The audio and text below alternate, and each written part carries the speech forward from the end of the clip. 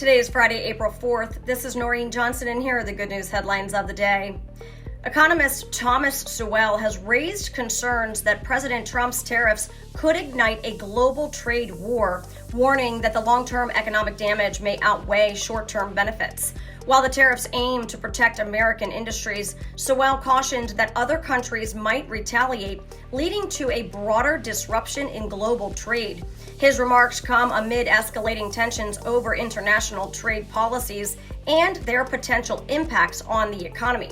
Sowell emphasized the importance of understanding the complexity of trade relations and their far-reaching consequences. Vice President J.D. Vance delivered a compelling speech at the Washington, D.C. screening of Rod Dreher's film, Live Not by Lies, discussing the dangers of modern-day authoritarianism and the erosion of cultural freedoms. Vance addressed the rise of ideological conformity, urging Americans to resist growing pressures to suppress dissenting voices.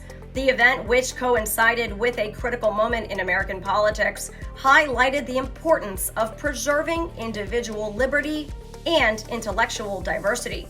Vance's speech resonated with many, stressing that the fight for freedom is a shared responsibility.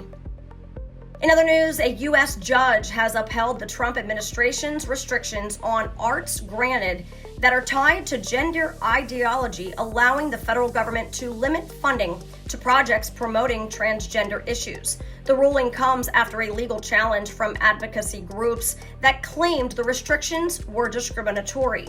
This decision is part of the broader ongoing debate about the role of gender ideology in public funding and education.